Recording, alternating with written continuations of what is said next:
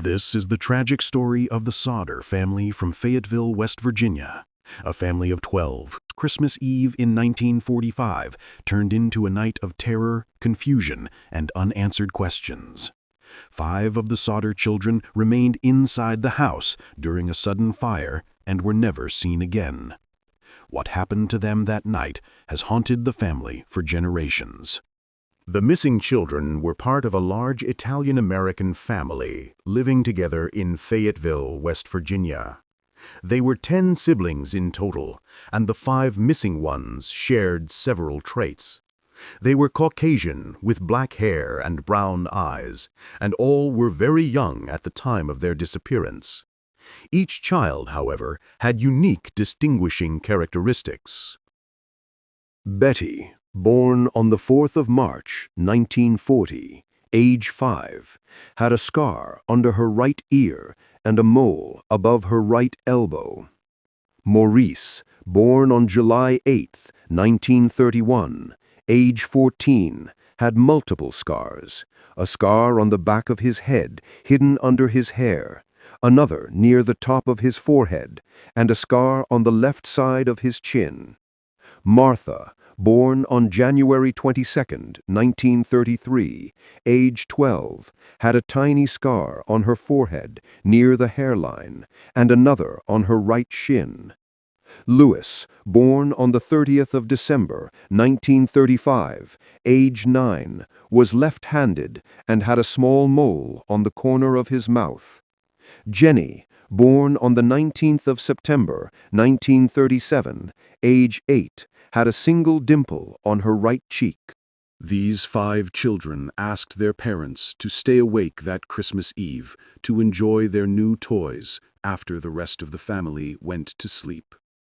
Shortly after midnight, their mother, Jenny Sodder, woke up to a strange phone call. A woman asked for a person Jenny didn't know, then laughed and hung up.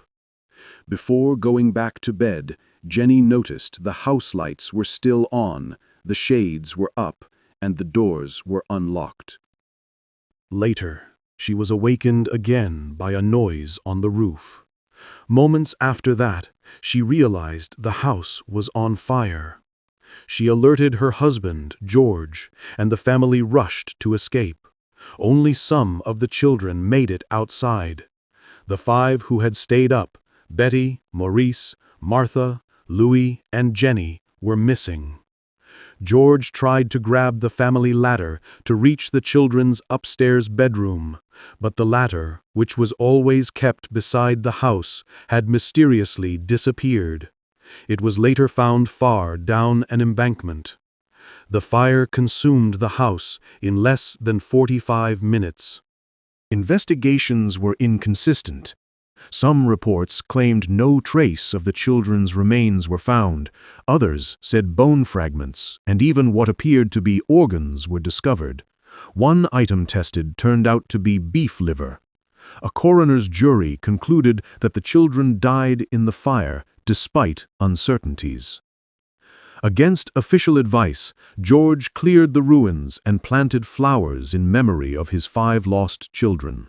However, the parents soon became convinced something else had happened. Their telephone line had been cut.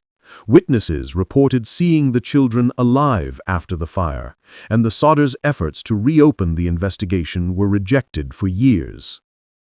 In 1949, George excavated the site again. Only a few pieces of vertebrae and 2 small bones, possibly from a child's hand, were recovered. A pathologist found it unusual that so little had survived the fire, and noted the bones did not show fire damage.